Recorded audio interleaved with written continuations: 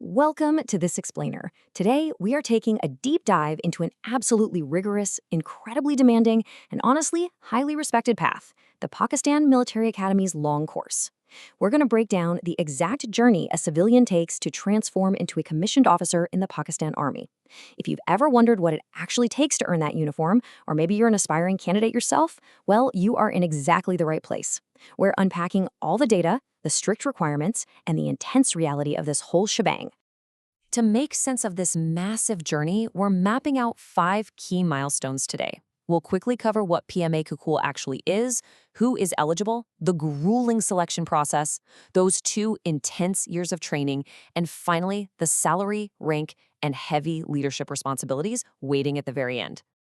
All right, let's kick things off with Section 1. What is PMA Kukul? Before we get into the crazy physical tests and interviews, we really need to understand the institution at the heart of all this. PMA stands for the Pakistan Military Academy, and it's famously located in Kakul. Now, this isn't just your average school, right? It is the premier foundational training ground for the Pakistan Army.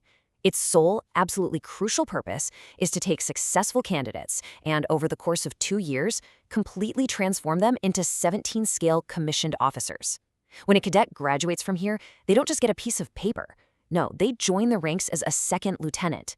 This is literally where the foundation of an officer's entire military career is poured and set in stone.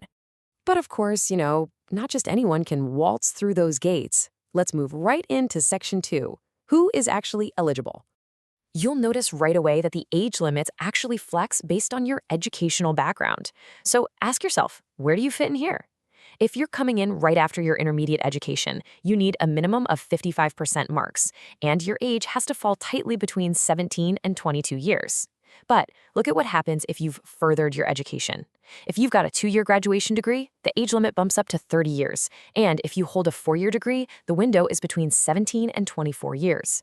It's kind of cool because the Academy clearly values education, giving slightly older, more educated candidates a totally viable pathway to join. Beyond education, though, there are some hard physical realities to confront. These are the absolute, non-negotiable baselines just to get your foot in the door. For the PMA Long Course, applications are restricted to male candidates only, and you've got to meet a strict minimum height requirement of 5 feet 4 inches. If you don't meet these specific numbers, well, the journey ends before it even begins. It's a massive filter right out of the gate. Now, if you do clear those initial hurdles, that brings us to Section 3. The selection process, because this is exactly where the real challenge begins. The very first hurdle introduces a sudden, massive spike in intensity. Ask yourself right now, honestly, could you hit these strict physical benchmarks today? You've got to bang out 15 push-ups in exactly 2 minutes. Then you have another 2 minutes to complete 3 proper chin-ups. And after that, there's the ditch crossing. Now, I know it sounds kind of basic, but under the insane pressure of selection, with a ticking clock and evaluators watching your literal every move, these exercises are designed to immediately weed out anyone lacking basic physical stamina and composure. And that physical test is just the beginning of a much broader selection funnel. You could see how candidates get filtered out step by step. You pass the physicals? Great. Now you move to the initial interview. Survive that, and you're sent to the infamous ISSB, the Inner Services Selection Board, which is a brutal, multi-day psychological and physical evaluation. And hey, even if you are one of the rare few recommended by the ISSB, you still have to pass a rigorous final medical clearance. It is an unforgiving funnel designed to find only the absolute most resilient candidates. Actually, I want to pause on step 2 for a quick second, the initial interview, because brawn just isn't enough here. The military isn't just looking for athletes. They are hunting for sharp, analytical minds. During this interview, you aren't just chatting about your personal life or basic general knowledge.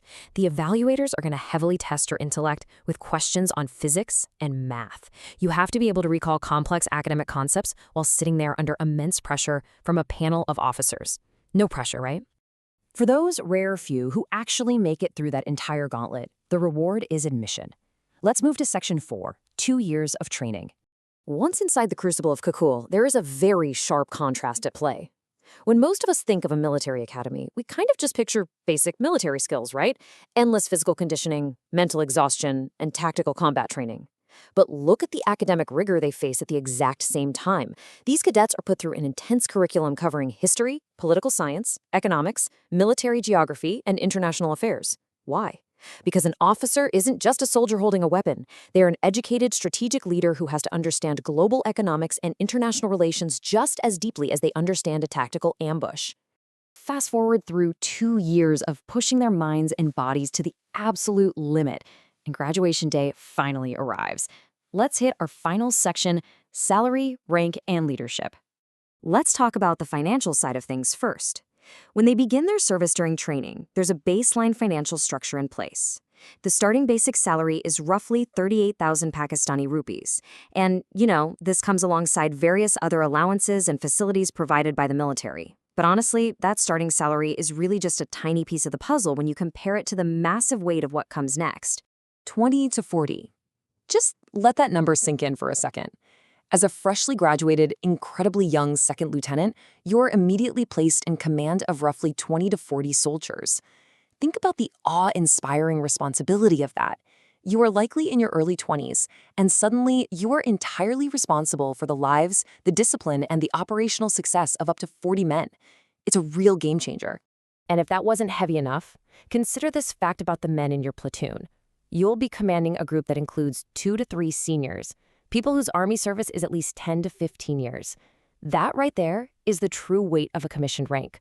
A young officer fresh out of Kakul is going to be commanding battle-hardened veterans who've been serving in the Army for over a decade. It requires an unbelievable amount of humility, leadership, and competence to earn the respect of men who have literally been wearing the uniform since before you even knew how to march. So how does one actually kick off this process in the real world? Well, the timeline is highly structured. The Pakistan Army announces vacancies for the PMA Long Course exactly twice a year. The first intake announcement happens in April, and the second one rolls around in October. This biannual cycle is great because it means if you're preparing right now, you always know exactly when your window of opportunity is going to open up. Which brings us to the end of our explainer today and leaves you with the ultimate question. Are you ready?